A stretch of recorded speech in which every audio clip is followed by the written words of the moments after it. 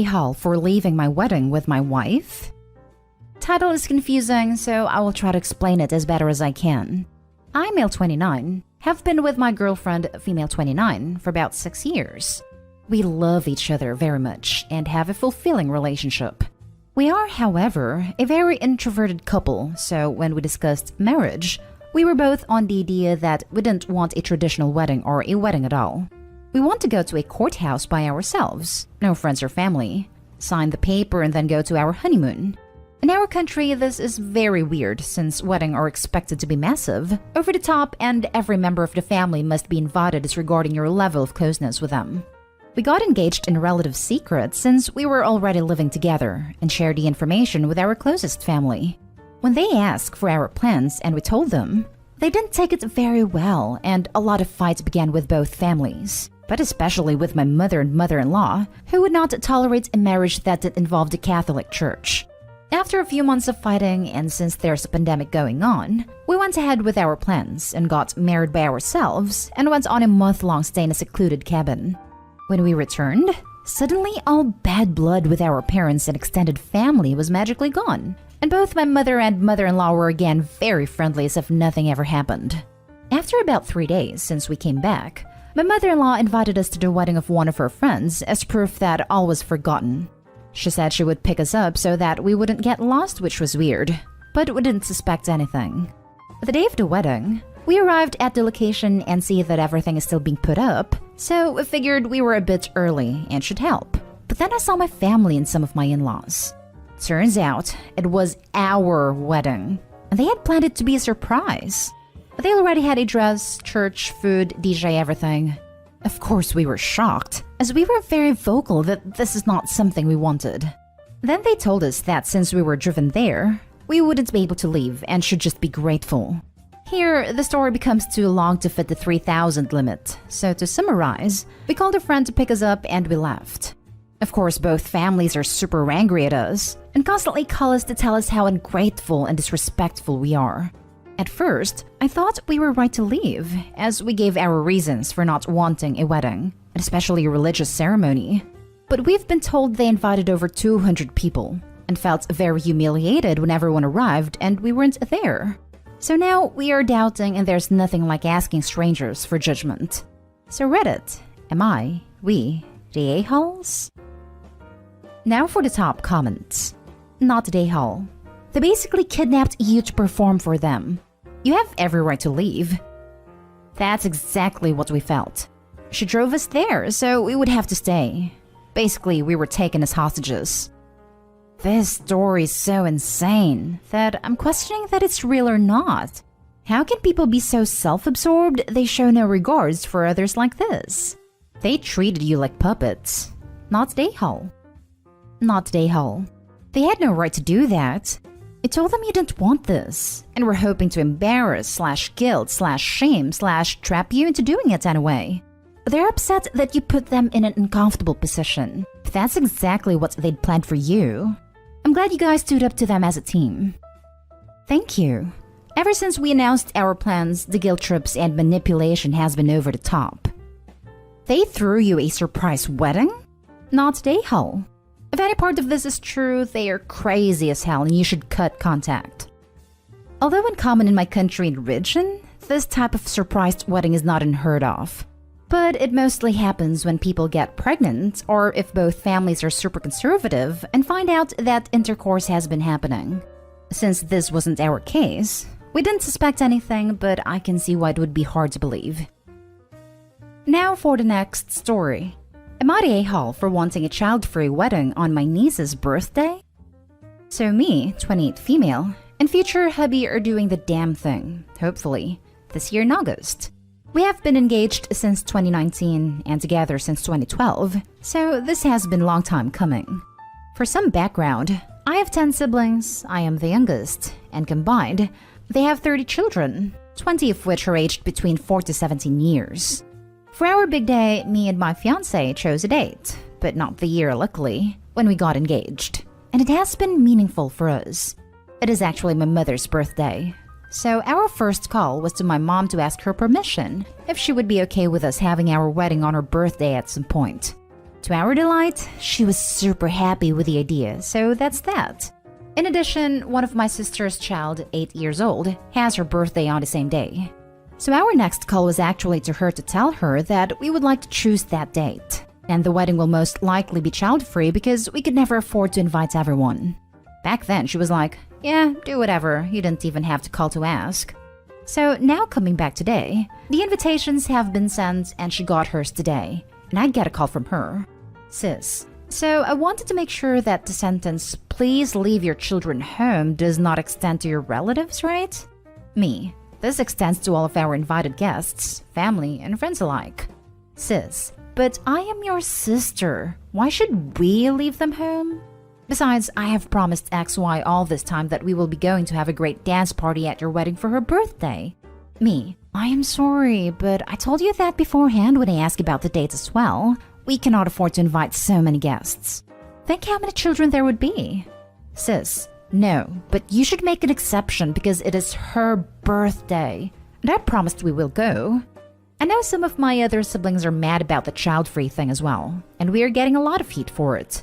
My fiancé has a very small family, so I feel bad constantly that mine is so huge.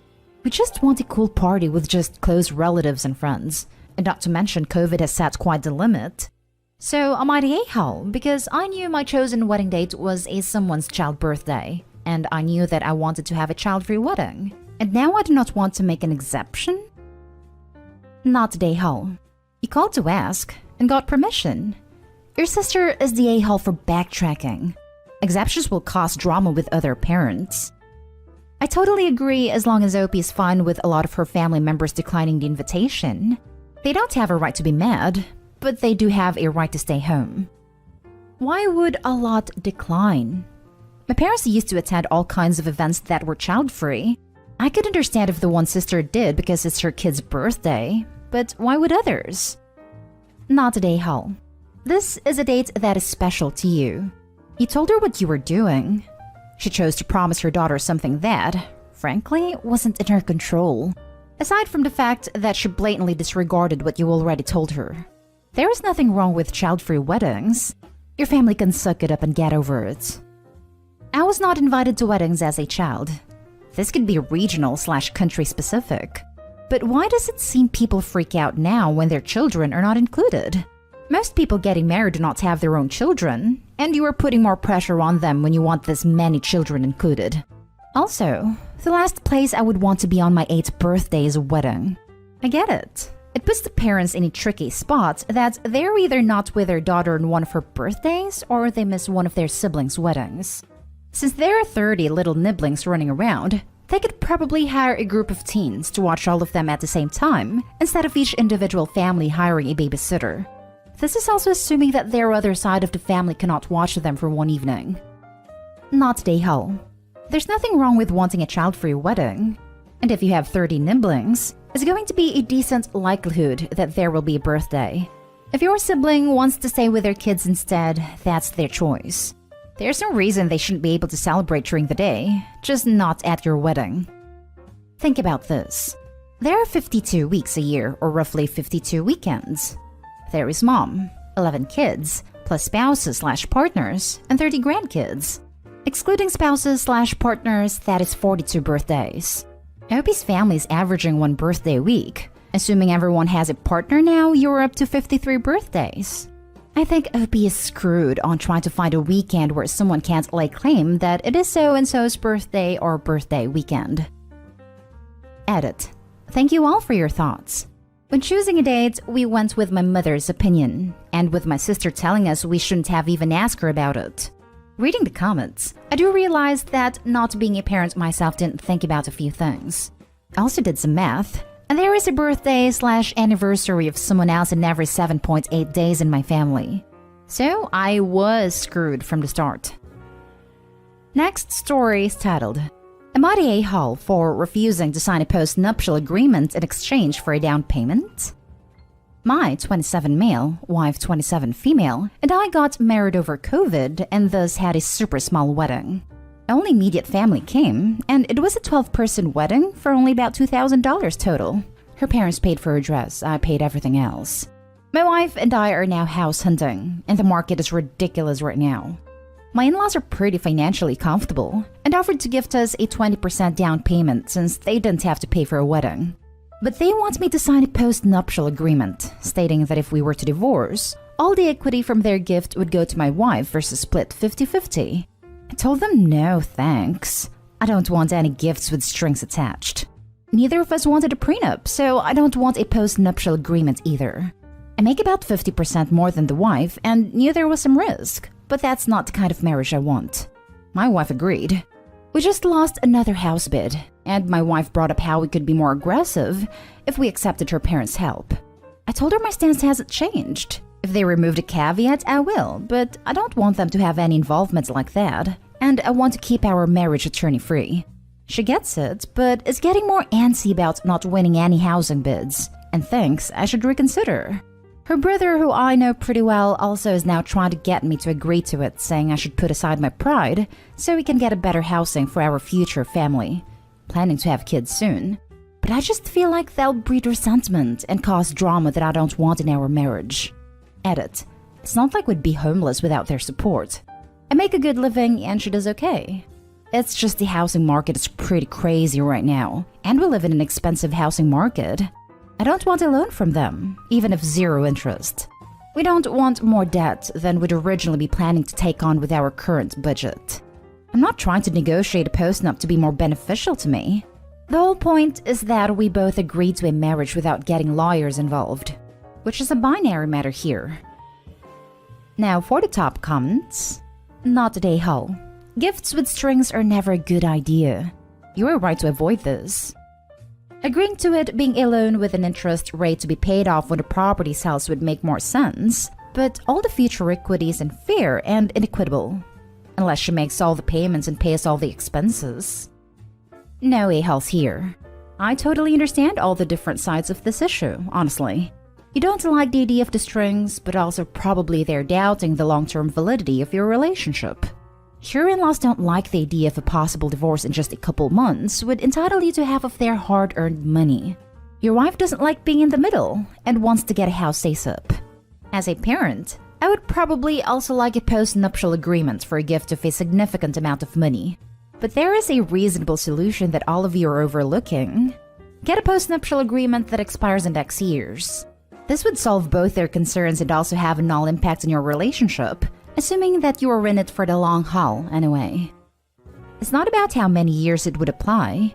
We went into our engagement with me making significantly more, and I likely always will. I knew going into the marriage that divorce is possible, but we both agreed to jump into the marriage with 2 feet. I'm not saying, oh well, I should receive the majority of equity for mortgage payments then, because I'm paying a bigger portion of it. We didn't want a lawyer-involved marriage in general, which is pretty binary to me. That's not a postnup. If your in-laws want to give you 20% down, you and your wife can drop a contract with her parents stating that if you divorce, you and your wife will give her parents their 20% back. Or you could treat it as a second mortgage loan from them. It's obviously not a gift if they want the money back. Now for the last story. Am I the a-hole? My mother gave me an ultimatum last night regarding my wedding. Background. My older brother is an embarrassment. He's racist, awkward, weird, a drunk, and is also 16 years my senior. My partner and I got engaged on New Year's Eve. Our original plan was to do a city hall wedding, then bop off to our honeymoon. Unfortunately, we decided to have a small party with family and best friends. The problem, I asked my mother not to have my brother at the wedding. At no time has any member of my family supported me this past year. I have earned 2 additional accreditations in my field, teaching, taken multiple foreign language classes, published 2 books through my small press publishing company, and have assumed the role of financial guide for my mother after my dad passed away 2 years ago. My brother and sister have done nothing to show support for me. My brother never misses an opportunity to insult my weight. Had weight loss surgery in 2018 and have lost a ton, but he still attacks me about it. And never misses an opportunity to call me fat, which is obviously disgusting. My mother initially said okay to my request to not have my brother at my wedding. Then yesterday, she gave me an ultimatum and said if he isn't invited, then she won't come. My sister won't come, my aunt won't come, and my niece and nephew won't come. They're 8. I plan to talk to my therapist about this tonight, but I'm at a-hole. I live with my mother and brother. Not at a-hole.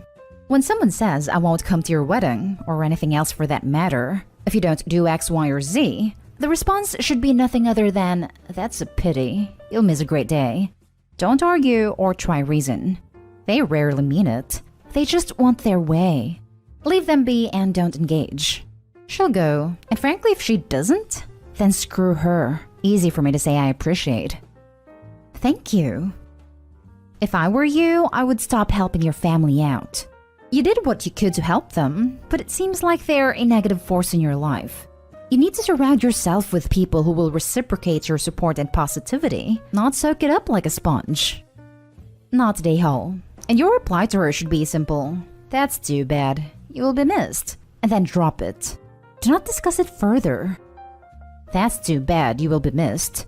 Are they really going to be missed? Anyway, not a hole. Wedding day is a day of love and happiness. There's no place for people who doesn't provide any of those things. Not a hole. Okay, see you when we get back from the honeymoon. And move out. Not a hole. Your wedding. Call her bluff. And good luck with the wedding.